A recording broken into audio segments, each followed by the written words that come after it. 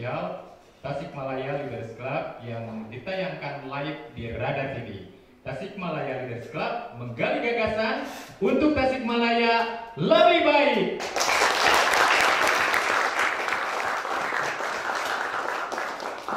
Terima kasih kepada seluruh hadirin.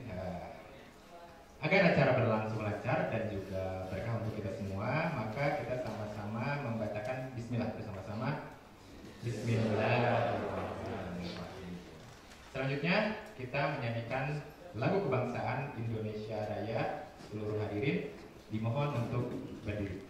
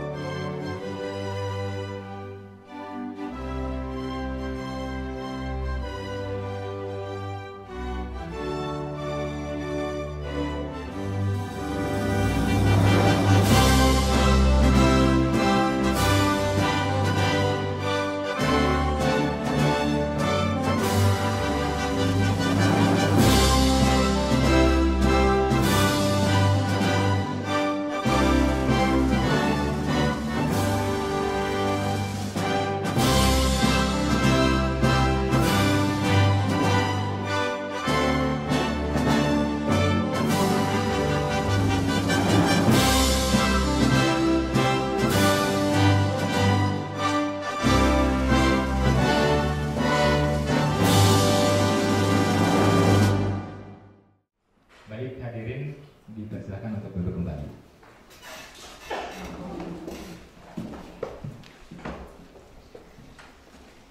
TLC episode kali ini kita akan membahas sebuah tema yang sangat menarik, yaitu sukses bisnis di usia muda.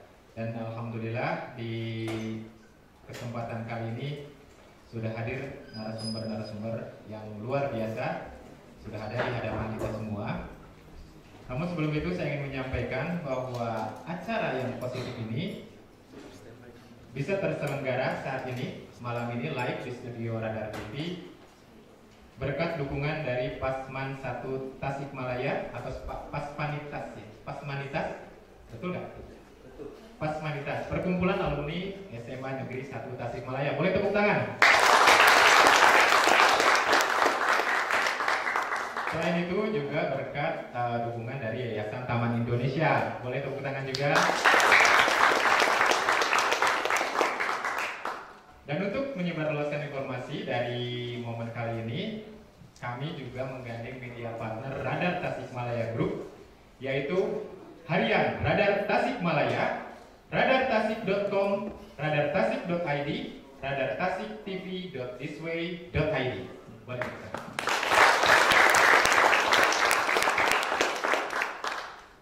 Di depan kita semua telah hadir 5 orang narasumber yang sangat luar biasa.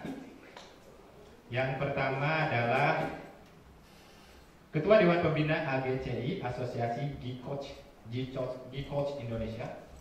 Mohon izin, mohon maaf. Bapak R. Ahmadiani Saifuddin. Boleh dipersilakan.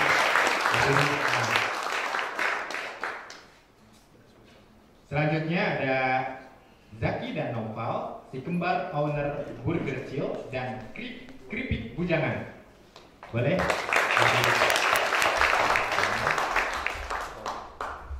Selanjutnya ada Teh Irma S. Handayani, owner Lumba-Lumba. Dan yang sudah sering tampil di Radar ini Kadis Pora Bupar Kota Tasikmalaya, Bapak Deddy Mulyana S. Fondasi.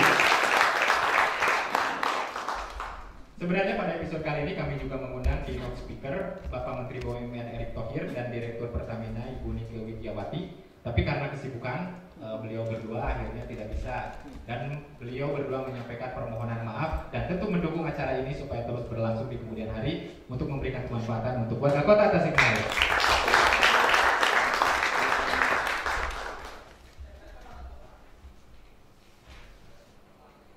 Generasi muda harus berani bermimpi besar dan bekerja keras untuk mewujudkannya. Mereka adalah tulang punggung kemajuan dan inovasi. B.J. Habibie, kita kembali setelah pesan-pesan berikut ini.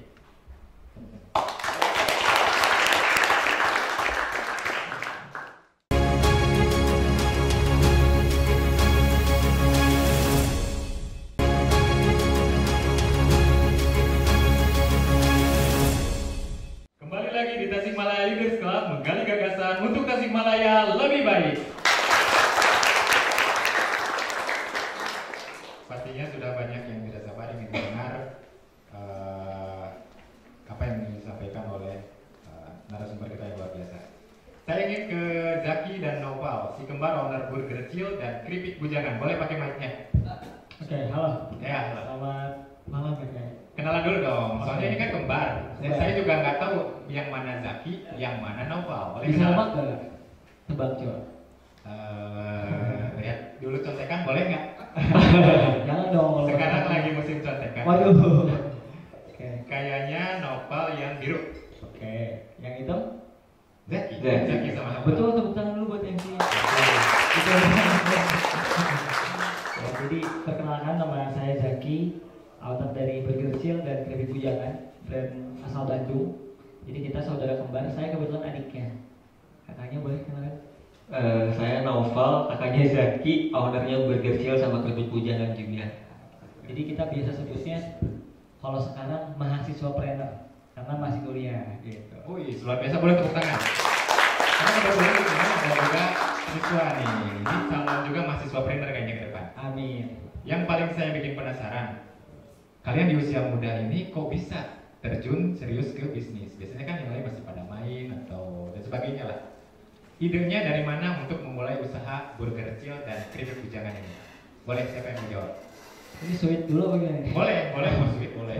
Apa kalian sekompak ini biasanya atau gimana? Kompak dari kecil kita udah kompak. Oh iya. Iya, SD, SMP, kuliah, bisnis bareng terus. Kalian aja wawancaranya bareng kan? Sekolahnya juga. Sekolahnya selalu bareng, selalu bareng. Dulu pernah di Tasik di SD Al-Mutakin. SD Al-Mutakin. Di sana ada alumni Al-Mutakin? Ada Al-Mutakin? Oh, ada gurunya. Boleh bagus. Iya, Ibu. Ah, itu jangan-jangan itu kenal tuh gurunya. Oh enggak. Dulu yang pernah jatuh di WC. Oh iya. Jadi dulu kenapa Dari cerita langsung ya Kak ya? Boleh langsung cerita. Diwakilin sama adiknya. Jadi dulu waktu kenapa terjun ke bisnis? Karena dulu pengen gak ngerepotin orang tua. Gitu. Jadi dari kecil tuh kebiasaan buat apa-apa pengen sendiri, pengen belajar sendiri, pengen cobain sendiri kayak gitu.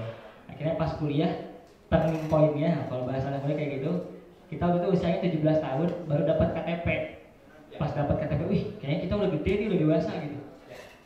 Terus kayak gimana nih ke depannya nih, masa mau minta terus uang ke orang tua gitu, mau minta uang jajan ke orang tua, kan udah agak gede, udah mau punya pacar, masa minta duit terus gitu, minimal cari uang sendiri. Nah, ya kan anak muda kayak gitu ya. Akhirnya dulu waktu SMA kelas 1, kelas 2 sering tuh jualan-jualan di kelas, keliling-keliling kelas. Jadi karena pengen mandiri, jualan-jualan ke kelas-kelas. Dulu tuh kalau di Bandung tuh aku sama Zaki sama Nova tuh bawa 2 karung, 2 bal istilahnya. Itu langsung ke burger dulu. Belum. Dulu ngambil dari grosiran, dibawa ke kelas, keliling-keliling kelas. Keliling-keliling kelas. Nah, jualan-jualan dari sana. Baru sadar ternyata dari bisnis tuh hasilnya cukup besar, dan baru sadar juga namanya pelajar kan nggak bisa cari uang ya, kan nggak bisa tiba-tiba ke tengah jalan jadi polisi, kan nggak bisa ya. Tiba-tiba pura-pura jadi dokter nggak bisa. Akhirnya kalau dari jualan bisa ngasilin uang nih gitu. Oh iya, jadi motivasinya itu. Motivasinya itu karena anak SMA bisa kerja apa juga, kita nggak bisa tiba-tiba ke kantor, nggak bisa, apalagi waktunya sibuk. Nah, salah satu caranya adalah waktu kebetulan saya juga dulu OSIS. Jadi suka danus-danusan, ternyata ngasilin uang gitu. Hasil uang sehari bisa nambah 10.000, nambah 20.000, lama-kelamaan setiap hari bisa dapat sehari itu bersih 80.000, biasa jajan 15.000, dapat untungnya 80.000 sehari. Oke. Kita di sana beli handphone sendiri. Iya. Nah, Itu yang lain juga penasaran, seberapa berkembangnya bisnis ini sampai sekarang? Sekarang bisnis burger Chill ini omsetnya berapa tertinggi? Boleh dong spill. Biar orang lain juga tertarik, karena biasanya sih kalau ngobrolin omset atau cuan langsung tring gitu kan. Gimana? Omsetnya sekarang berapa? Oke, jadi buat omsetnya sendiri, alhamdulillah ini aku gabungin aja ya, keripik bujangan sama burger chill gitu. Jadi kita tuh bikin bisnis satu grup, ada burger chill sama keripik bujangan. Itu alhamdulillah satu bulan nyampe 100. 100 juta? Ya. Wah, hebat, boleh tepuk tangan. Luar biasa sekali. Itu mah bukan lagi bisnis anak muda ya, kayaknya udah pro. Nah, saya juga penasaran, bisnis bisa berkembang seperti itu yang mementorin siapa? Atau mungkin kalian nyari inspirasinya dari mana coba? Bisa sampai sukses seperti itu? Amin, menuju sukses. Amin. Kalau yang sukses ini ibu bapak di sini udah Iya. senior kita. Nanti dibahas itu. Jadi kita bahasnya kebagi jadi dua lah. Ada ilmu dasar dan ilmu yang memang secara bisnisnya gitu. Kalau ilmu dasar jelas dari orang tua, dari ayah dan ibu. Boleh berdiri, ayahnya mana? Nah ini ada namanya, mirip gak coba? Ayahnya ini. Wih, terkenal. dan yang dua mirip kita kembar tiga. Mirip. Jadi dulu saya bahasan ilmu dasar lah, kalau ilmu berkembangnya Noval yang jelasin gantian. Waktu kecil itu terbiasa sama ayah itu, kalau teman-teman saya dulu ada musim main mobil-mobilan, dibeliin mobil-mobilan. Kalau Zaki sama Noval diajarin bikin mobil-mobilan, jadi ngegunting sendal. Jadi kreativitasnya udah kebangun dari kecil. Kayak gitu, itu ilmu dasar yang ngebuat Zaki sama Noval jadi kreatif. Makanya waktu awal bisnis, kalau bisa dibilang nggak percaya orang-orang, modalnya cuma 200.000. Orang-orang bisnis Modalnya 200.000, yang sekarang burger ini, omsetnya udah. yang burger ini yang Sekarang omsetnya udah 100 juta ini modalnya cuma 200.000 awalnya. Karena apa, semua bikin sendiri kak. Sesimpel saya bikin goodie bag aja bisa, bikin packaging sendiri bisa, bikin kayak gini sendiri bisa.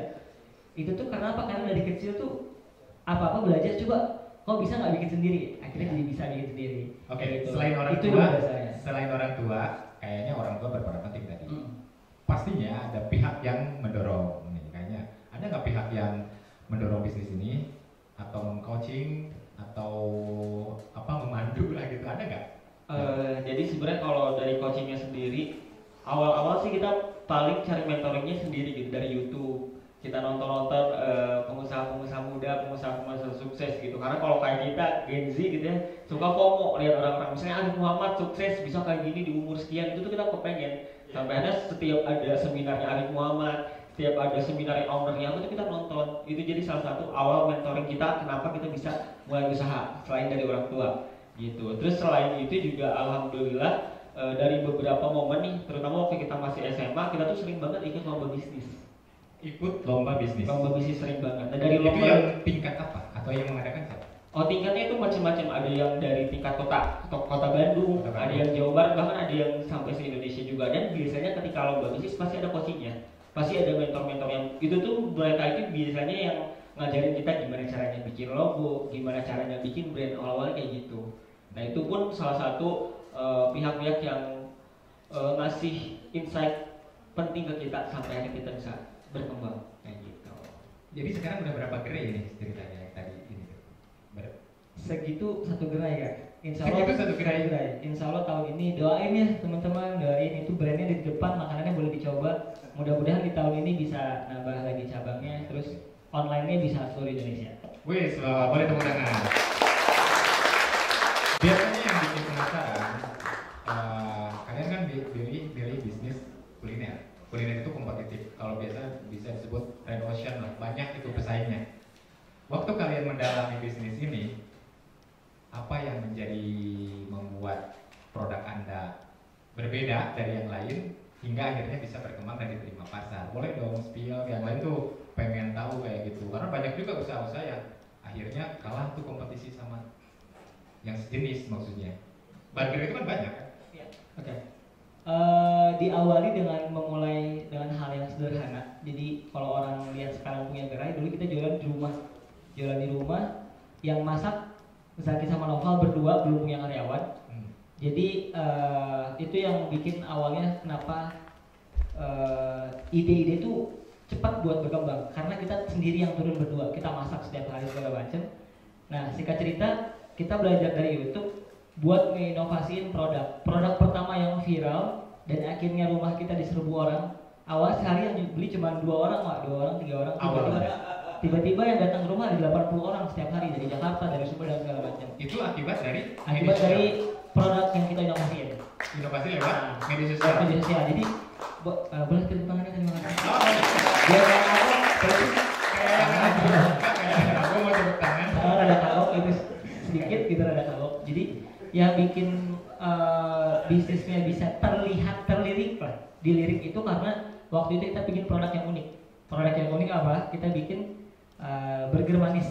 Jadi kan burger itu identik sama daging, terus asin. Nah, kita bikin burgernya itu rasa coklat. Itu yang bikin viral di TikTok. Kenapa bisa kepikiran burger coklat?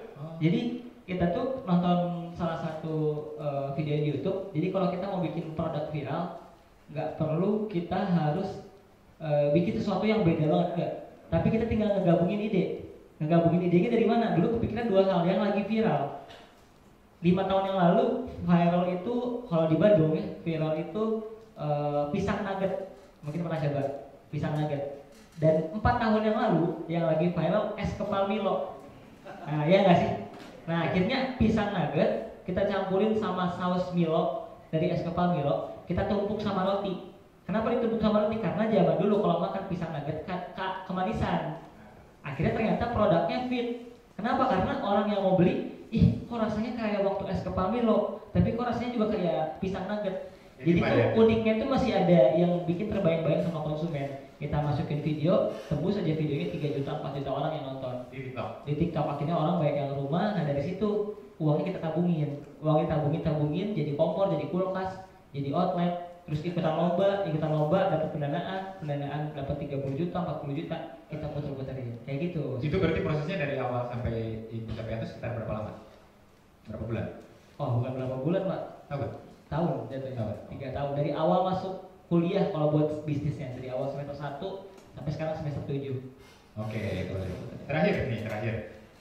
Harapan apa yang ingin kalian wujudkan? Barangkali ada mimpi atau apapun itu yang belum tercapai, ingin diwujudkan di tahun ini. Barangkali ini jadi resolusi di tahun 2024. Boleh, silakan.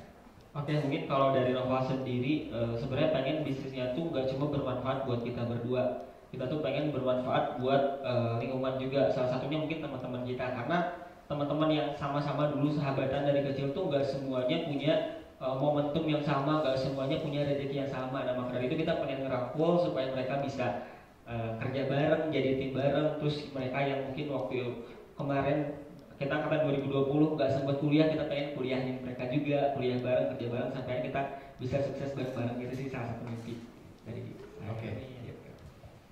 Boleh? Kalau Zaki apa? Sama. Pengen buka di Tasik gitu. Oh, boleh. Berarti generasi kedua rencananya di Tasik. Amin.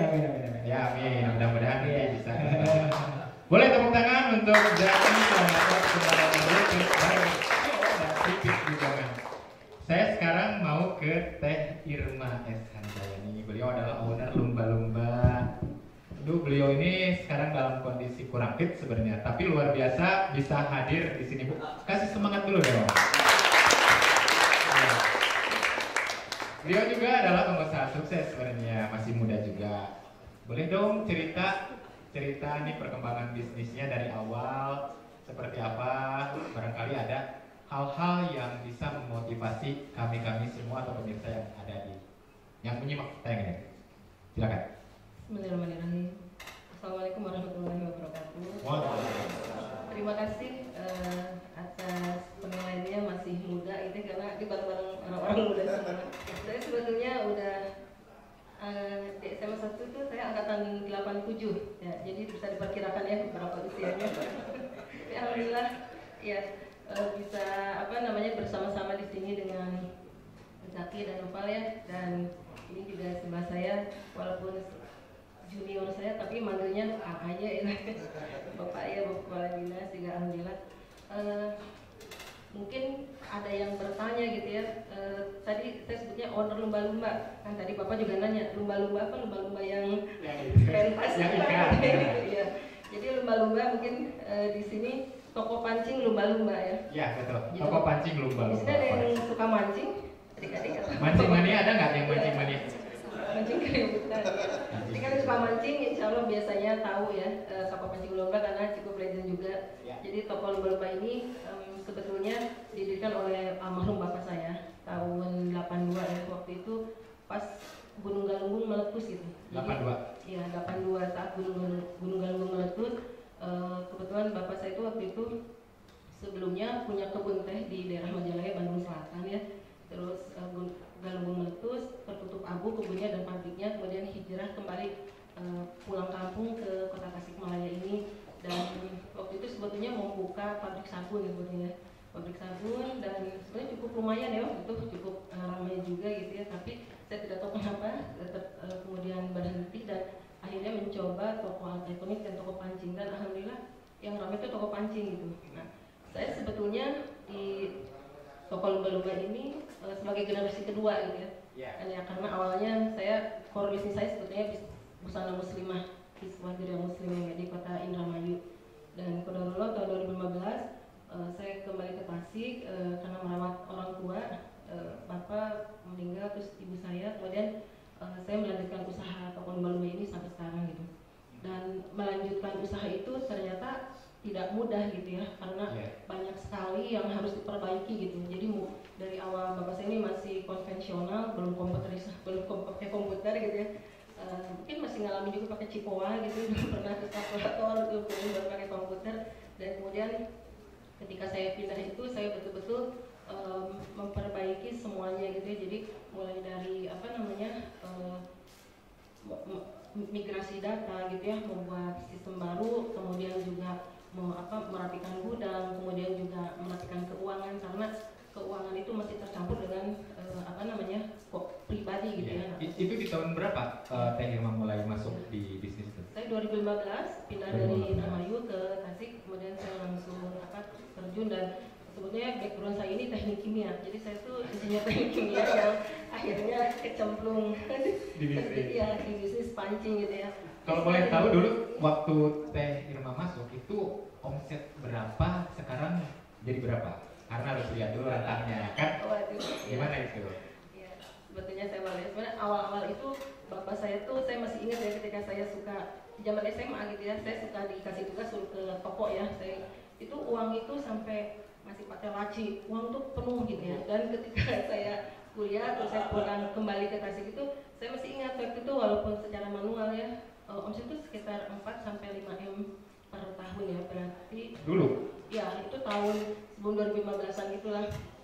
Kemudian 2015 sampai 5 M 4 sampai 5 M per bulan? Per tahun? Per tahun ya. Per tahun? Per tahun ya. Sekarang berarti? Ya, nah sekarang ini justru turun.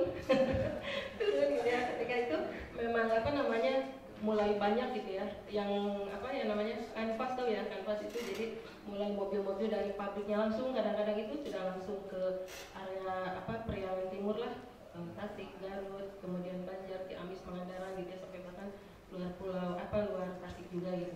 Nah, ya Teh, biasanya sih yang bikin penasaran, apalagi Teh Irma juga generasi kedua di bisnis ini, yang membuat bisnis ini tetap konsisten berjalan gitu ya, ada tips and trik nggak menjalankannya? Barangkali ini juga bisa masukkan ke sana. Apakah ada inovasi di produk kah? Apakah mungkin ada research di pasarnya seperti apa? Atau mungkin ada kolaborasi dengan pihak mana? Boleh nggak di-share ke kita semua nih? Penasaran nih. Ya, baik, waktu itu saya memang alhamdulillah ketemu dengan orang-orang hebat ya, guru-guru hebat. Saya tergabung di salah satu komunitas yaitu Jaringan Pengusaha Indonesia. Saya jaringan pengusaha Muslim Indonesia (JPMI). Nah, setelah itu saya kebetulan diberi juga amanah sebagai ketua JPMI daerah Indramayu dan bekerja sama dengan waktu itu UP6 Balongan ya untuk membina UMKM di sekitar Balongan, RU6 sana.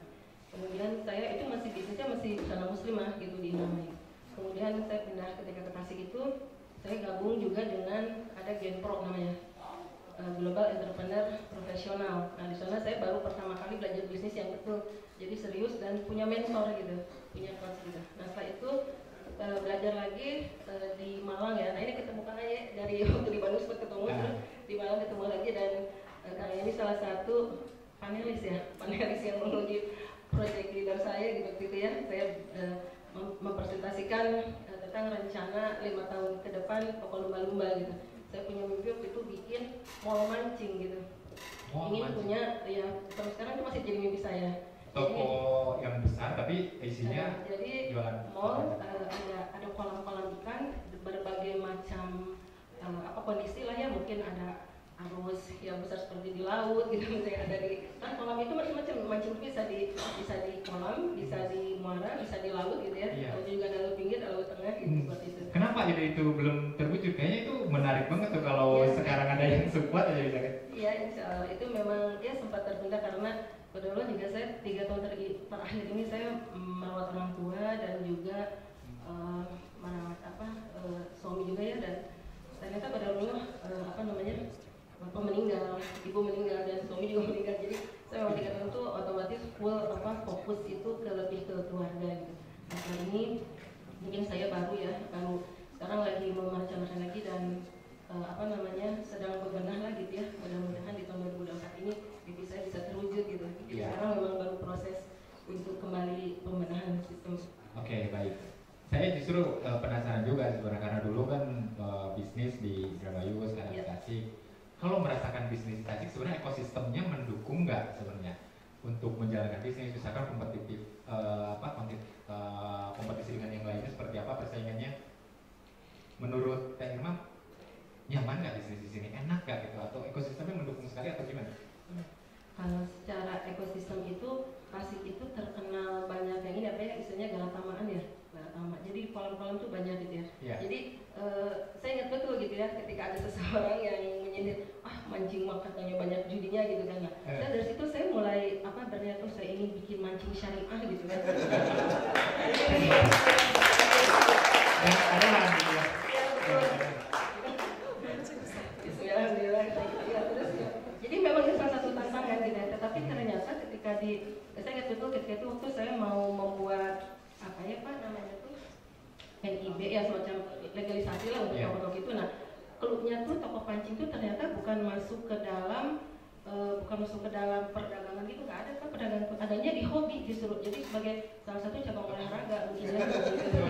Ya betul. Nah ternyata ada fishing gitu ya. Nah, terus ada teman saya keluar negeri itu tiba-tiba dia ngirimin foto di Kanada itu mancing itu udah toko pancing itu luar biasa gitu ya, fishing store gitu. Dan saya juga pernah ke Singapura gitu lihat toko pancing itu luar biasa. Jadi yang hobi mancing itu sebetulnya hobi mahal gitu ya, karena di toko kami juga mulai dari yang mancing di selokan gitu ya, kemudian ada yang lubang belut gitu ya, kemudian urat ya, kemudian mancing di yang paling mahal di laut gitu ya, kolam ya, galatama itu ada yang galatama itu apalagi di laut gitu ya.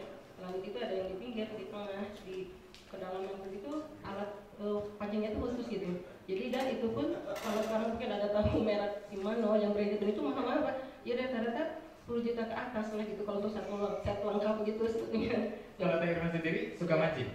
Hobi? Saya jarang gitu ya. Tapi beberapa saya jarang mancing walaupun kalau ditanya ya sebetulnya ada ya Woman Angel namanya ya, Woman Angler ya. Iya. Itu ada kelompok komunitas pemancing perempuan gitu ya. Cuma saya belum gabung. Saya penjual, dan saya ngobrol sama teman-teman yang dari non etnis lah gitu ya. Rata-rata kalau jadi penjual toko pancing itu jangan hobi mancing katanya. Karena urus. Karena waktunya nggak urus. Jadi Tapi pernah mancing. Pernah ya. Yang terjauh di mana barangkali? Oh, mancing terjauh itu di Muara ya, pernah sama bapak saya diajak, saya ke pinggir Pangandaran, pernah ke mana? Kalau kolam-kolam danau sih sering ya, mungkin sering ya, sambil lah, jadi habis mancing terus makan gitu. Yang dipancingnya dimakan. Ya, jadi saya belum mancing yang ke laut yang jauh banget gitu, karena itu kan diperlukan fisik yang ini juga ya, karena lumayan ombaknya itu kan sangat besar ya. Oke, terakhir Irma, melihat perjalanan yang lumayan panjang juga ya bisnis ini. Kadang bisnis naik turun, kadang juga gagal, bahkan ada yang menyebutkan justru harus gagal biar tahu ya rasanya kan. Nah, ada nggak pendapat dari Mas supaya orang lebih struggle di bisnis ini, mau jatuh bangun seperti apa dari pengalaman agar semua agar generasi muda di Tasikmalaya ini semangat lagi berbisnis? Boleh dong masukan, saran dari pengalaman dari Mas. Ya betul bahwa ketika membangun bisnis itu mudah mungkin ya, tapi ketika jatuh pas bangkitnya itu susah gitu ya, dan sakit gitu. Jadi memang saya juga pernah mengalami gitu ya, ketika COVID itu ya, awal-awal itu kan di lockdown, itu toko ada saya itu ditutup, itu sudah hampir putus asa, ini gimana caranya gitu ya, bisa ini kita pendapatan udah nggak ada gitu ya, terus ditutup oleh pemerintah, sempat protes juga, tapi ternyata kita akhirnya belajar online marketing gitu ya. Jadi kita via WA kita menerima kiriman ini gitu ya, kiriman sekarang di pinggir kota, jadi ketemu pelanggan itu di pinggir kota karena jalan-jalan itu ditutup semua gitu. Dan kita juga buka di marketplace, buka website, bikin website gitu dan sebagainya. Dan alhamdulillah ternyata COVID itu kita bisa stabil gitu pendapatannya. Yeah. Dan yang penting adalah kita mau terus belajar gitu ya. Mungkin di usia saya yang sudah tidak muda ini, saya masih merasa bodoh gitu ya, masih banyak hal yang harus diperbaiki gitu ya. Mulai dari belajar keuangan, terutama finansial gitu ya, merencanakan membuat cash flow performa, merencanakan keuangan yang akan datang gitu ya, dan juga betul-betul menjiwailah apa yang kita jalani ini gitu. Jadi kita fokus belajar betul-betul supaya kita ahli di bidang ini gitu, di bidang ya ini khususnya tentang dunia pancing gitu ya. Jadi mulai pancing itu kan aksesorisnya banyak sekali. Di toko saya itu ada 4.000 item. Jadi mulai dari kailnya, katrolnya, jorannya gitu ya, kemudian aksesorisnya, ada makanan ikannya gitu ya, ada pelampung, ada timah gitu, senar, begitu banyak sekali ini ya. Nah jadi kita terus belajar bagaimana supaya kan kita berdagang itu sebetulnya membantu pelanggan ya, membantu customer untuk mendapatkan barang yang sesuai dengan keinginannya gitu, seperti itu. Oke, baik. Boleh tepuk tangan dulu dong untuk narasumber kita yang luar biasa. Generasi muda perlu memiliki semangat untuk belajar dan berkembang. Mereka adalah pelopor perubahan sosial dan pembaruan dalam masyarakat. Raden Ajeng Kartini, kita kembali setelah jeda berikut ini.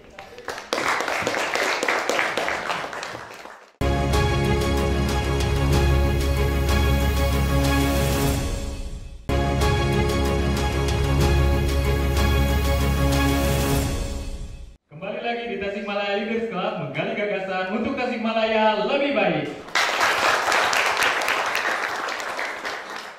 Beliau tidak hanya sekedar ingin jualan, tidak hanya sekedar ingin mendapatkan untung, tapi sudah mulai berpikir bagaimana saya bisa mempekerjakan karyawan. Intinya manfaatnya akan lebih luas. Semakin why-nya besar, maka bisnisnya akan semakin kuat dan semakin besar. Mungkin banyak bisnis yang mudah berubah segala macam karena why-nya itu sederhana. Yang penting besok saya bisa makan. Ini yang pertama. Yang kedua, kita lihat why-nya Teh Irma. Why-nya apa nih? Apakah hanya sekedar melanjutkan bisnis orang tua, atau memang ada sebuah mimpi yang besar? Kalau hanya sekedar melanjutkan bisnis orang tua, berarti kan mungkin jalannya biasa-biasa aja. Tapi ternyata beliau juga punya mimpi yang besar. Karena membangun bisnis itu jauh lebih mudah dibanding melanjutkan bisnis sebenarnya. Memelihara bisnis itu jauh lebih sulit. Nah, sehingga beliau ini tadi punya cita-cita besarnya adalah pengen ada sebuah mall mancing, contohnya begitu. Jadi itu yang pertama. Yang kedua adalah kalau bisnis kita ingin terus berkembang atau sustainable, maka harus sesuai passionnya. Jadi passionnya apa? Tidak semua orang dipaksakan harus bisa bisnis. Kebayang nggak kalau semua orang jadi pebisnis? Saya nggak punya karyawan dong, gitu kan? Tidak semua orang wajib bisnis, tapi passionnya dulu. Passionnya dia apa? Bisa jadi kan bisnis itu karena pangan butuh gitu ya. Terpaksa gitu. Sebenarnya harus ada passionnya. Passion itu apa? Passion itu adalah gabungan antara hobi dan bakat. Hobi bicaranya adalah ketika dia melakukan sesuatu, maka ada sebuah kepuasan di dalam dirinya. Bakat, di situ ada nilai produktivitas. Gara-gara dia berbakat, maka dia berprestasi di bidang itu. Nah, passion itu gabungan dari dua aspek ini. Satu sisi hobi, satu sisi bakat. Nah, karena apa? Karena setiap orang itu sekali lagi punya tumbuhannya, punya potensinya. Jangankan orang, tanah aja ada peruntukannya. Misalkan contoh sederhana, sebenarnya sih Belanda itu di zaman VOC waktu itu sudah bikin penelitian tanah di Indonesia.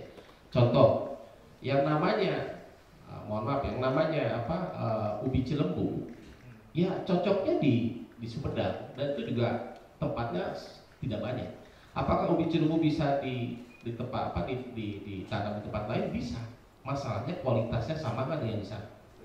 Lada putih seperti yang saya lakukan itu adanya di Bangka, gitu kan. Apakah bisa ditanam di Tasik? Bisa. Masalahnya kualitasnya bisa seperti di Bangka atau tidak.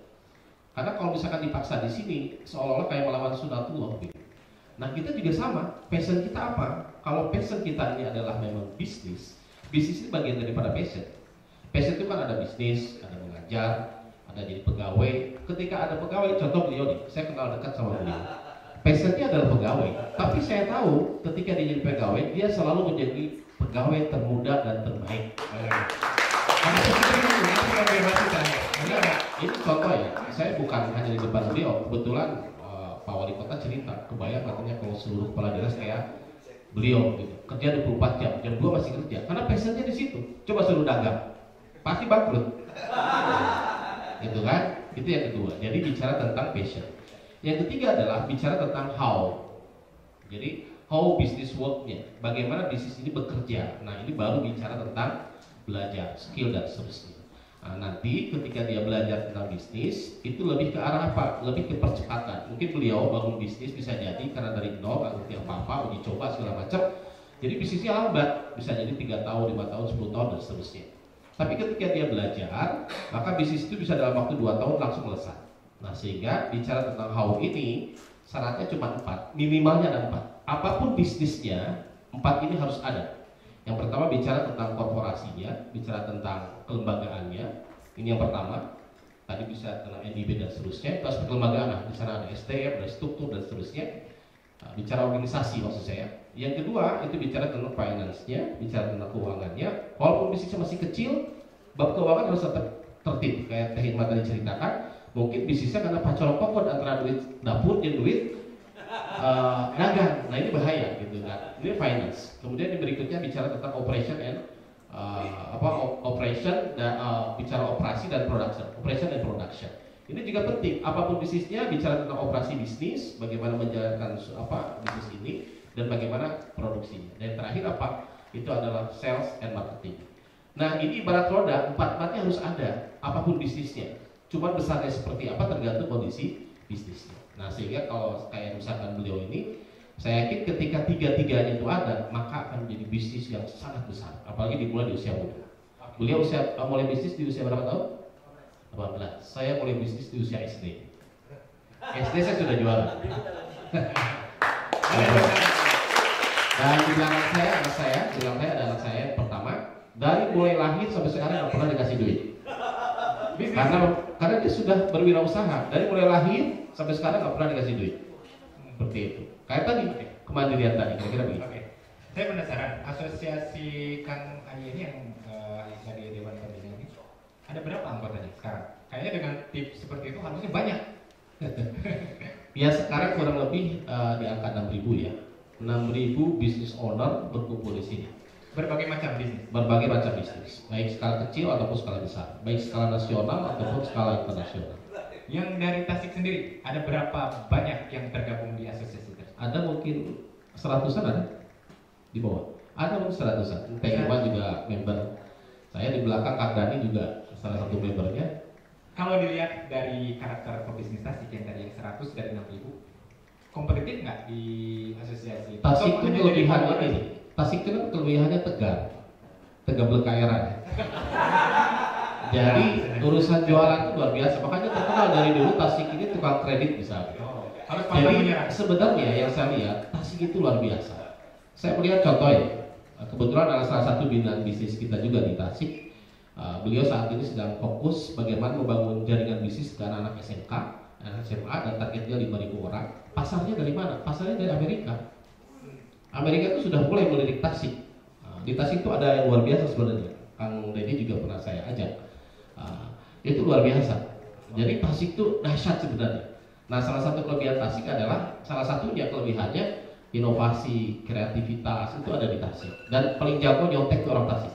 Niru. Imitasi itu paling jago orang Tasik. Niru tapi dalam hal positif ya. Karena memang di awal bisnis kita jangan berpikir inovasi. Di awal bisnis itu mending nyontek dulu aja, imitasi aja dulu. Setelah itu baru improvisasi, pada akhirnya inovasi dan kreativitas. Oke, baik. Boleh tepuk tangan dulu dong. Biasanya anak muda itu Gen Z itu biasanya suka bingung, saya mulai bisnis dari apa? Nah, kalau menurut pandangan Kang Ayu, bisnis apa yang kira-kira, beberapa bisnis apa kira-kira yang cocok untuk anak muda yang bisa dijalankan oleh anak muda, misalkan sambil sekolah dan sebagainya? Dan bagaimana cara memulainya? Bisnis itu intinya adalah selling ya, menjual. Jadi jangan pernah berpikir tentang jualan apa, tapi harus kita pikirkan bagaimana cara menjual. Mungkin tukang kerupuk banyak, tapi siapa yang jago menjual, dia hebat. Makaroni Citapen ini luar biasa, gitu kan? Sampai terkenal di Bandung, bahkan ada beberapa dari luar negeri minta makaroni Citapen. Orang teh bikin makaroni Citapen, ada Citapen, ngajar ke Citapen. Sing horek teh pedagang kaki lima dibungkus leutik gitu kan. Sebenarnya prediksi saya ini makaroni gagal. Bantak itu gagal jika nama gitu kan. Kulantaran dikemas dengan branding luar biasa, jadi satu yang menarik. Bahkan di Bandung itu dijualnya yang di sini 5.000, di Bandung bisa dijual 25.000. Nah, jadi apa? Kata kuncinya apa? Selling, menjual. Jangan pernah berpikir kita mau jualan apa, tapi bagaimana cara menjual. Itu yang paling penting. Nah, sehingga pendekatannya apa? Pendekatannya bukan tentang produk sentris atau pendekatannya saya mau jualan apa, tapi adalah market sentris. Market butuh apa? Nah, kayak beliau misalkan, oh sekarang market butuh ini. Oke, saya cari. Bahasanya begitu. Cari dulu. Nah, dulu saya ketika bicara menjual, saya dulu jualan stiker. Apakah saya bikin stiker? Enggak. Saya ngambil stiker dari mana, kemudian kita jual di kelas. Stiker nabeha, duit daun. Sampai sekarang saya tahu siapa yang dulu bayar ke saya. Siap SD. Mudah-mudahan nonton. Mudah-mudahan nonton. Apa perlu skill namanya? Jadi intinya adalah menjual itu ya harus dimulai. Dimulai dari mana? Dimulai belajar. Anak-anak saya enggak. Jadi anak saya semua anak saya itu saya latih menjual. Jadi anak saya itu sejak SD sudah latihan menjual. Nah caranya adalah waktu itu karena di depan rumah saya banyak mungkin kayak sekarang apa kayak Tasik Car Free Day gitu ya, banyak yang jualan. Pokoknya saya modalin 20.000. Semua anak saya modalin 20.000. Silakan belanja apa aja. Kemudian dia jual di sekolahnya. Dari 20.000 ini ada yang dapat 40.000, ada yang dapat 60.000, macam-macam. Ada yang rugi juga ada. Karena dia modalnya 1.000 satu produk, dia jual 500, ya pasti laku, gitu kan? Gak ada masalah. Dan itu jadi uang jajan anak-anak saya. Oke, gitu. Kang, saya lihat sih sekarang bisnis itu tidak lepas dari perkembangan teknologi ya. Tadi Iya. saja menggunakan e-commerce, menggunakan media sosial. Nah, kalau menurut profesional seperti Akang ini, seberapa penting sebenarnya pebisnis itu ngeh terhadap perkembangan teknologi informasi, misalkan dari media sosial atau e-commerce? Ya, sekarang kan masuk ke dalam industri 4.0 ya atau 4.0, tapi masyarakatnya sudah 5.0. Kata kuncinya apa? Kata kuncinya adalah digital. Apapun bisnis kita, apapun kegiatan kita, kata kuncinya adalah digitalisasi. Kebetulan saya juga bisnis di dunia pertanian. Kenapa saya bisa sustain dan bisa bersaing di dunia internasional? Produk kami adalah produk terbaik di dunia, begitu. Karena kata kuncinya adalah digital. Nah, jadi semua digitalisasi. Kata kunci itu yang pertama. Yang kedua adalah bicara tentang masyarakat 5.0. Kata kuncinya apa? Review. Itu kata kuncinya. Jadi apapun produk kita sekarang sudah harus bicara tentang humanis dan review dari pembeli. Kata kuncinya di situ. Makanya kalau misalkan kita mau jualan apapun, yang penting reviewnya aja yang banyak. Nah, jadi kalau ada orang yang kita posting media sosial terus ada komen-komen, contoh misalkan, yang langsung di ini boleh ya, bisa. Mohon maaf ya. Contoh misalkan, kayak saya ambil contoh yang sederhana yang Citapen. Makaroni Bantat makannya Citapen. Itu kan luar biasa. Dia pakai digitalisasinya dari mana? Dari TikTok misalnya. Itu kan saya lihat, saya sampai datang ke tempatnya, oh luar biasa penjualan. Kenapa? Karena sudah digitalisasi. Contoh lagi misalkan di Tasik itu ada tukang ranginan segini-gini jualan ranginan, tapi karena dia sudah digitalisasi dari sisi marketing misalkan, apa yang terjadi? Dia bisa dijual ke Eropa. Dan kebetulan kami juga ada di asosiasi ini ada teman saya yang memang dia spesialis dia untuk membawa produk-produk UMKM, produk-produk lokal dibawa ke dunia internasional. Dan itu targetnya 1 tahun itu kurang lebih 1.000 UMKM yang dibawa ke internasional. Seperti itu. Oke, boleh tepuk tangan dulu dong. Ini dari semua, sebenarnya saya bisa harusnya tambah durasi, ini kayaknya semalam juga nggak akan cukup. Terakhir.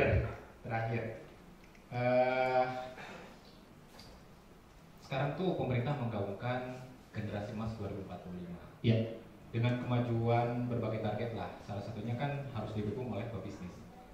Anda sendiri sebagai pelaku bisnis, optimis nggak target-target pemerintah untuk di 2045 generasi emas sebagainya bisa terwujud dengan perkembangan bisnis yang dipahami dari pengalaman? Ini tahun 97 saya dapat proyek dari ADB ya, itu untuk meneliti tentang sejauh mana orang Indonesia gemar terkait dengan wirausaha. Apa yang terjadi? Hasil penelitian itu hampir cuma 3% orang mau berbisnis. Itu saya teliti di Indonesia. 3% nasional. Ya, tahun idealnya berapa? Oh, harus di atas 10% dong, harus di atas 10%. Ini itu luar biasa. Waktu itu ketika saya tanya wirausaha apa segala macam, orang mending jadi pemain bola, mending jadi artis, kayak gitu kan. Tapi apa yang terjadi hari ini? Hampir semua kampus ada jurusan kewirausahaan, gitu kan? Hampir semua sekolah tingkat SMA ada mata pelajaran kewirausahaan. Ini menunjukkan apa? Ada sebuah edukasi, geliat dan segala macam. Dan yang terjadi apa ya?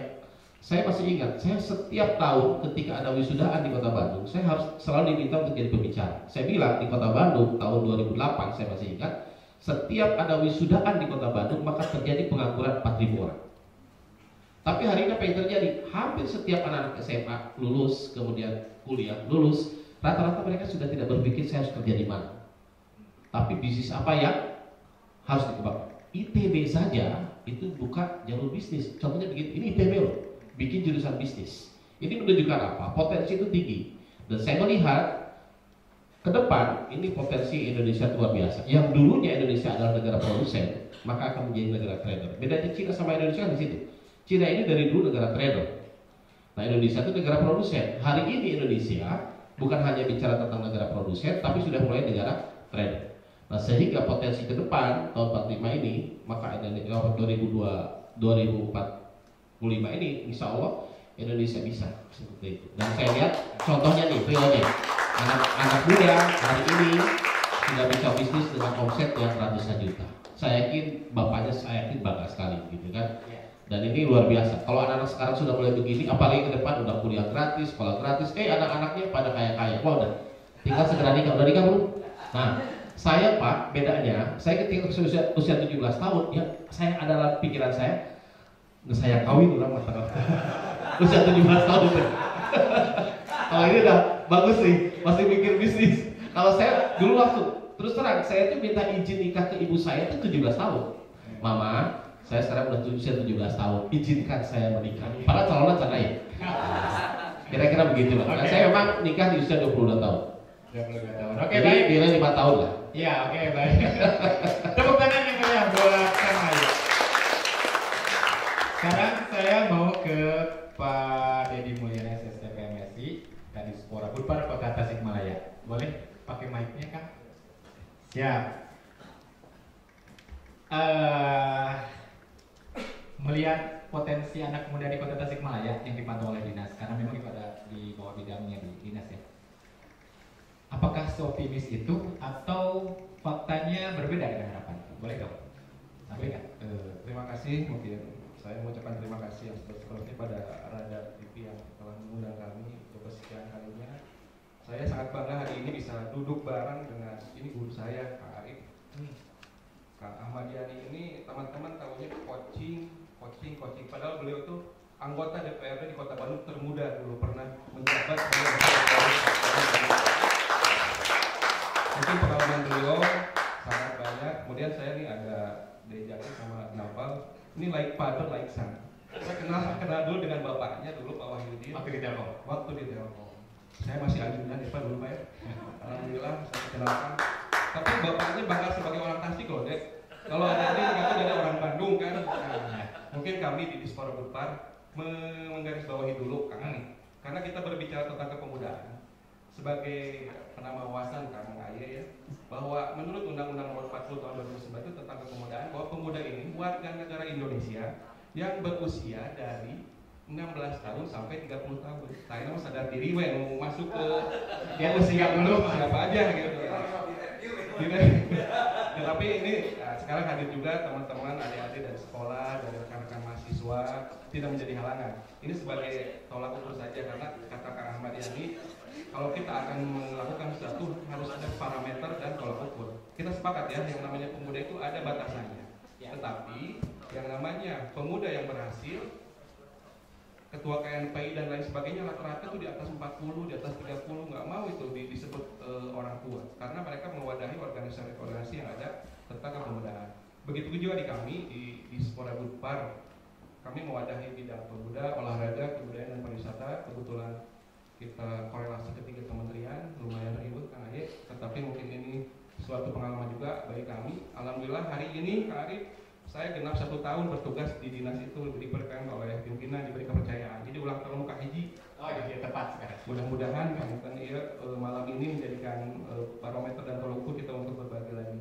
Khusus Kota Tasik, pemuda itu menurut hasil dari Disduk Capil ya, ada identifikasi dan pendataan, ada sekitar 1.800-an pemuda di Kota Tasikmalaya. Banyak, ini mungkin sebagai potensi juga, ini mungkin sebagai wadah juga bagaimana kedepannya Kota Tasik yang nantinya umur segini itu akan berkiprah di Kota Tasikmalaya.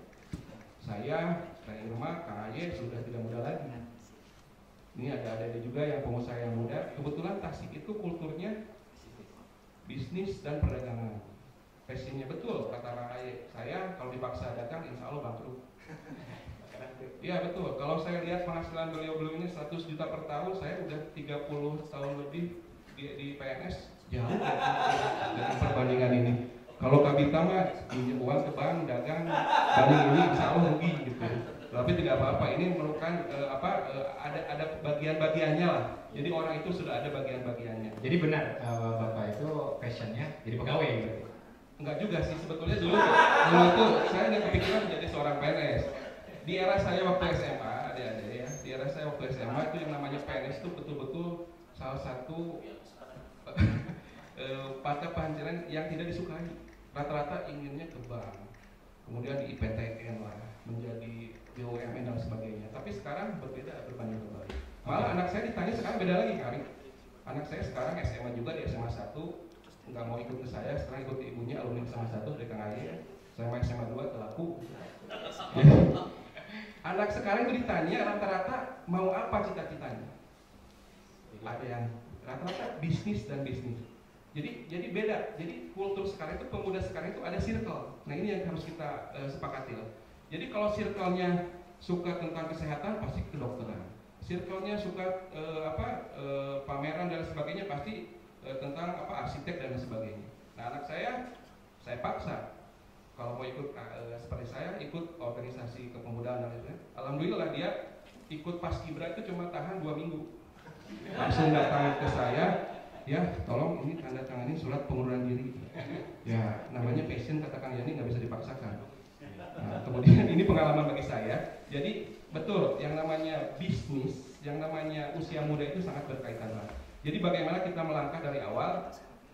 Kalau nanti saya lihat Pak Wahyudin kan backgroundnya di perusahaan telekomunikasi, biasanya kan kalau beliau otoriter masuk aja ke BUMN jalur kayak bapaknya. Tapi beliau betul-betul memberikan marwahnya anaknya untuk berkreasi, mencari jati diri yang betul-betul. Itu mungkin saya juga sekarang beda circle. Jadi saya melihat kalau anak-anak sekarang itu rata-rata mempunyai 4 aspek kriteria yang mereka miliki. Yang pertama itu rata-rata mereka gampang beradaptasi, beda dengan generasi di atasnya. Kemudian yang selanjutnya mereka itu rata-rata produktif kan, produktifnya itu banyak lah yang mereka lakukan itu. Contoh anak saya pertamanya nggak ngerti kok banyak ojol yang masuk ke rumah hilir mudik bawa barangnya. Setelah saya lihat ke lantai 2 kamar dia ada wigs, baju-baju cosplay dia sewa baju itu sudah bisnis juga kan, tanpa sepengetahuan saya. Mungkin itu sekarang itu dunianya karena circle dia itu sekarang itu. Kemudian yang ketiga inovatif. Rata-rata anak-anak sekarang itu inovatif. Mereka tidak bisa diam. Dan mungkin kami yang terakhir itu yang menyikapi teman-teman anak-anak muda saya itu, mereka rata-rata bisa melaksanakan yang susah gampang disebutkan, susah dilaksanakan. Apa itu? Kolaborasi. Rata-rata anak-anak sekarang itu berani berkolaborasi, beda dengan dunia kami dulu itu. Waktu anak kami di usia teman-teman ini adik-adik beda. Saya yakin ada Naupal dan Jaki juga. Tanpa begini mereka, saya pasti ada adaptasi dengan perkembangan teknologi dan lain sebagainya, produktivitasnya, inovasinya, kemudian kolaborasinya. Saya yakin itu pasti mereka sudah laksanakan. Oke. Terakhir, memang pebisnis digitasi tegar-tegar gitu. Tapi tidak ada salahnya kita juga tahu seberapa besar dukungan pemerintah terhadap potensi ini. Boleh dong diceritakan, apakah sudah optimal atau kurang anggaran, kurang kebijakan, apapun yang dilakukan silakan sampaikan. Jadi mungkin kami di Dinas Kepemudaan Olahraga dan Pariwisata fokus ke dalam pembinaan kepemudaan khususnya, kemudian industri ekonomi kreatif. Kebetulan itu diwadi dalam bidang kepariwisataan, di dalamnya ada subsektor ekonomi kreatif yang membawahi 11 subsektor ekonomi kreatif. Banyak kegiatan yang telah kami laksanakan, diantaranya peningkatan kapasitas SDM-nya melalui pelatihan-pelatihan, kemudian melibatkan teman-teman pengusaha ekraf khususnya anak-anak muda. Kemarin kita memberangkatkan tahun 2023 lomba wirausaha di Kota Bandung tingkat provinsi. Alhamdulillah di Kota Tasik ada juara kedua. Kemarin bidang usahanya itu pembuatan tas.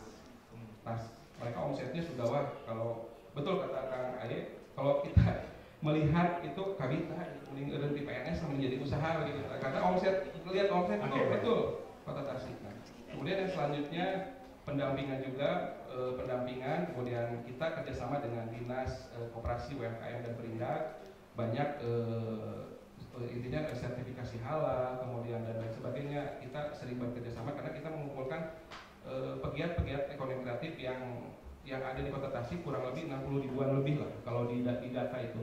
Kalau di Kota Tasikmalaya. Nah, kemudian ada yang unik kan di Tasik itu. Setelah kita survei dan sebagainya, Kota Tasik itu kami pernah akan melonjak sebagai kota maklun. Kenapa kota maklun? Itu setiap branding nasional yang ada misal di Jakarta, di Bandung, rata-rata dibikinnya di Kota Tasik. Uniqlo aja ada di Purbaratu. Kemudian Yongki Komangadi ada di Mangkubumi. Cuma uniknya itulah kembali ke mental dan lain sebagainya. Kadang tetangga yang satu dengan tetangga yang lain itu tidak beja-beja gitu. Ada sekat yang nggak boleh karena mungkin itu. Nah, tapi mungkin yang namanya maklum itu ada plus minusnya. Tapi untuk bisnis itu mungkin jelek yang namanya maklum itu. Kita sebagai dijajah oleh yang punya modal besar, tapi yang penting produktivitas jalan. Mungkin nanti kedepannya kami akan menggagas lagi keterlibatan kepemudaan, kemudian industri kreatif dengan ada melibatkan beberapa strategi diantaranya dengan transfer ilmu ke knowledge sharing-nya, dengan pelatihan-pelatihan, peningkatan kompetensinya, kemudian sertifikasinya. Nah itu yang ini. Saya kemarin dengan teman-teman dari SMK 1 belajar bahwa kekurangan di Indonesia itu apa? Sertifikasi, kelayakan, dan pengakuan yang akan diakui oleh dunia internasional. Oke, baik. Boleh tepuk tangan dulu. Sekarang giliran saya beri kesempatan buat penanya. Anak muda dong yang nanya, boleh? Nah, ini dulu, satu dulu sini. Sebutkan nama. Satu pertanyaan saya cukupnya karena durasinya ini mau. Sebutkan nama, boleh? Itu mic-nya. Ditujukan kepada siapa nanti? Silakan. Sebutkan nama, dari mana? Pertanyaan langsung. Baik, bismillahirrahmanirrahim. Assalamualaikum warahmatullahi wabarakatuh. Izin memperkenalkan diri, terima kasih juga atas kesempatannya. Nama saya Muhammad Rizal Tarmansyah dari Universitas Muhammadiyah Tasikmalaya. Sebelumnya saya izin bertanya, kan hidup ini perlu dipertaruhkan ya agar bisa dimenangkan. Nah, pertanyaan saya adalah bagaimana cara ke siapa pertanyaan? Oh, ke seorang aja? Ya, ke Kang Nova aja deh, yang milenial juga ya. Kang Nova? Ya, ke Kang Nova dan saudarinya ya. Bagaimana caranya gitu ya untuk meminimalisir hidup yang tidak selamanya lurus begitu. Perlu ada manajemennya kan ya untuk bagaimana caranya untuk meminimalisir hal-hal buruk yang kemungkinan terjadi, misalkan peminat sepi atau mungkin dan lain sebagainya. Bagaimana cara meminimalisir hal tersebut begitu. Mungkin juga yang dapat saya sampaikan. Terima kasih. Wassalamualaikum warahmatullahi wabarakatuh. Udah ketangkap pertanyaannya? Boleh langsung jawab aja.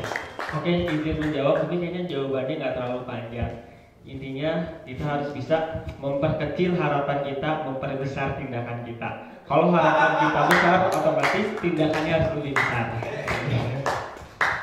Begitu kan? Singkat, padat, dan jelas. Boleh ada lagi? Anak muda? Ini nih. Ini dari SMA. Boleh mic-nya dong? Kenalan dulu namanya siapa? Sebutkan dari mana, mau bertanya kepada siapa, terus pertanyaannya. Ya, bismillahirrahmanirrahim. Assalamualaikum warahmatullahi wabarakatuh. Siap, nama saya Rizky Hadi Junior Patudin, perwakilan dari perwakilan kelas SMA Negeri 1 Tasikmalaya. Mungkin untuk pertanyaan ini ditujukan kepada kakak-kakak yang di depan dan ke Kang Ayah aja yang lebih berpengalaman. Lebih tua gitu ya. Ya. Kita tahu ya lebih tua. Kita tahu bahwa negara kita di tahun 2045 akan mempersiapkan menjadi negara maju, menjadi negara Indonesia emas. Kepertanyaannya mungkin lebih ke hilirisasi digital.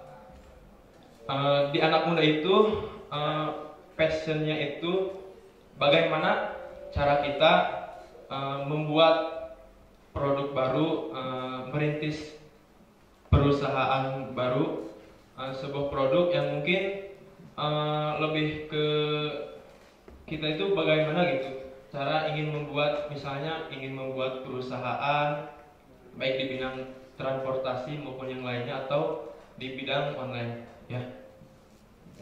Paham? Ketangkep kan? Ya. Boleh langsung jawab. Ya, tinggal tanya ke AI aja ya. Artificial intelligence. Karena sekarang ini dunianya dalam dunia AI ya. Jadi bahkan juga tantangan buat siapapun lah. Dosen ketika dia bertanya, selesai pertanyaannya jawabannya sudah ada. Di mana di AI, gitu kan? Sekarang itu kalau bikin skrip, misalkan ini dunia hiburan, misalkan saya mau bikin skrip tentang cerita yang sedih, tinggal tanya aja, tolong buatkan cerita sedih, langsung keluar. Ini tantangan. Yang membedakan apa sebenarnya? AI tidak punya emosi, kita punya emosi. Di situ saja.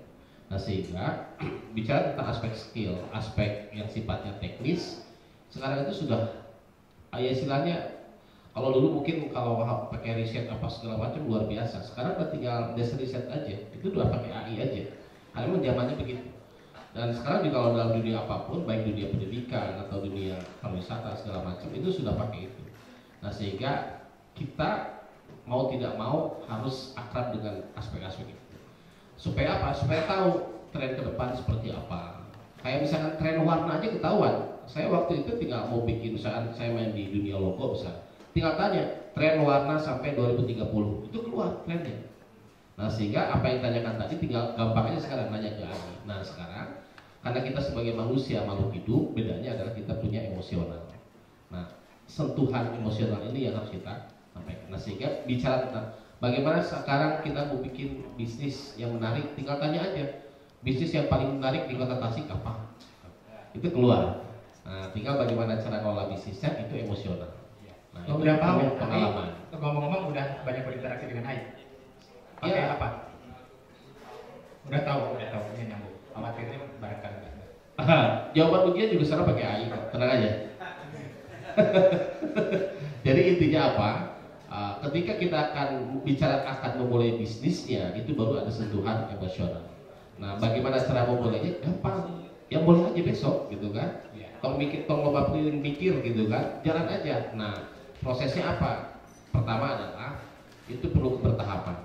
Seperti halnya tadi beliau, ujuk-ujuk dia langsung bikin produk, pasti bertahap.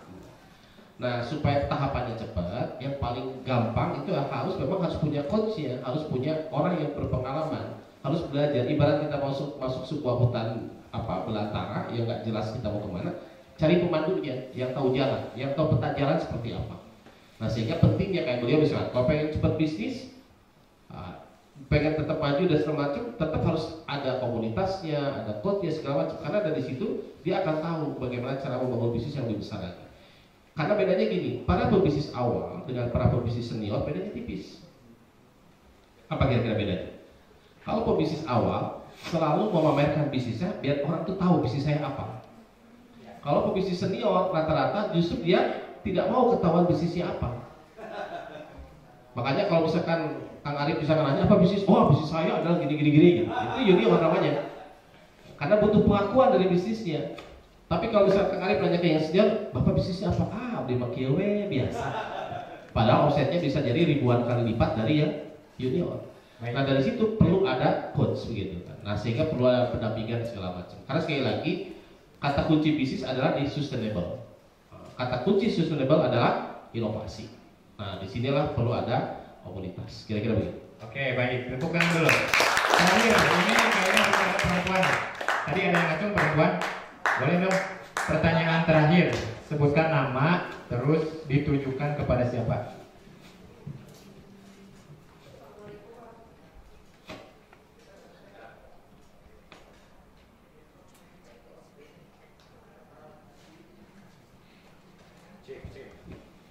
Cek, pakai mic saya aja, Pak. Cek. Assalamualaikum warahmatullahi wabarakatuh. Nama saya Ainia, saya orang dari Mukena. Bisnis saya juga sama ya, baru berjalan sekitar 3 tahunan. Ke Kembar. Bebas sih. Yang mau aku tanyain, gimana sih caranya biar tetap konsisten, biar tetap tenang dan tegar di saat kita udah semangat banget konten tapi kontennya masih nggak naik, penjualannya masih nggak naik. Gimana sih gitu caranya untuk tetap bisa konsisten dan bisa tetap tegar gitu untuk tetap mau ngejalanin usaha ini gitu. Terima kasih.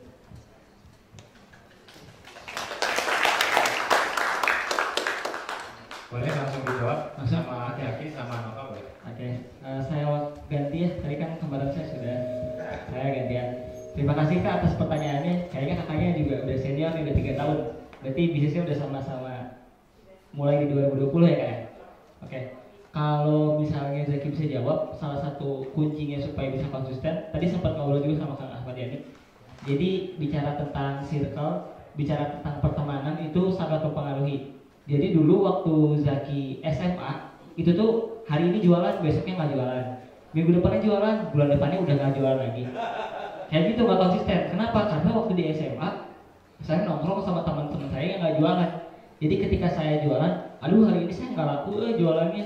Teman saya bilang tuh kan kata saya juga nggak usah bisnis, ini saya main kakak kolot, kan gitu. Jadi kan benar oke-nya, main kasih bapak, kayak gitu ya. Nah, pas toksik lah gitu ya bahasa anak muda. Nah pas saya nonton YouTube segala macam, katanya pertemanan itu tuh sangat berpengaruh terhadap masa depan kita. Akhirnya benar pindahlah ke circle pertemanan yang memang teman-temannya bisnis semua, jualan semua. Ternyata pengaruh, benar tadi kata Kang Ahmad ini. Pas saya ketemu sama teman-teman saya yang bisnis, alah sih orang rugi 200.000. Teman saya bilang, orang mah kamari 4 juta, cina biasa weh. Yang dalam hati kan alhamdulillah orang mah masih aman omsetnya ya kan. Terus pas ngobrol sama lingkungan pengusaha, yang satu bilang, saya bilang, aduh Kang saya mah FYP di TikTok gitu nya, keranjang kuning 0, nggak ada pembelian gitu, review negatif gitu kan. Terus temennya bilang, saya mah diblokir sih kan. Terus ada satu lagi ngomong, saya mah alhamdulillah FYP nih caranya kayak gini. Nah jadi circle itu mempengaruhi. Jadi gimana kita ada di tempat, nah di situ bakal mempengaruhi mental kita gitu, semangat kita, konsistensi kita. Itu sih salah satu. Baik, tepuk tangan. Sebelum diakhiri, saya meminta masing-masing memberikan closing statement singkat, padat, jelas. Dimulai dari Pak Dedi dulu deh. Pak Dedi dulu, nanti bergeser ke Teh Irma, bergeser ke Kang Aye, dan berikan Zaki sama Pak. Silakan, singkat, padat, jelas, langsung. Masa muda itu tidak akan terulang 2 kali. Jadi pesan saya kepada adik-adik yang hadir di sini, ada yang dari SMA yang sedang punya pendidikan perguruan tinggi, kemudian ada juga yang sedang berwirausaha, entrepreneur, pemuda. Silakan manfaatkan waktu, cari circle yang tepat, kemudian beradaptasi dengan segala perubahan zaman, kemudian berinovasi, kemudian satu lagi itu selalu berkolaborasi.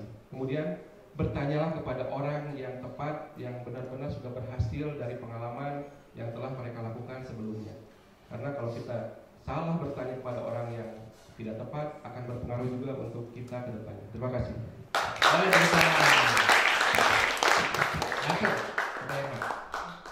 Ya, mungkin untuk yang sudah punya bisnis ataupun mau mulai berbisnis, mungkin harus mengingat bahwa tujuan bisnis itu bukan demi mengejar profit saja gitu ya. Mungkin yang pertama adalah kita harus mencapai target hasil. Hasil itu ada yang profit, ada juga yang non profit. Kemudian juga kita selalu adanya pertumbuhan dan kemudian juga keberlangsungan dari sustainable ya. Kemudian terakhir adalah kebarokahan. Oke, tepuk tangan. Silakan singkat, padat, jelas, menukik.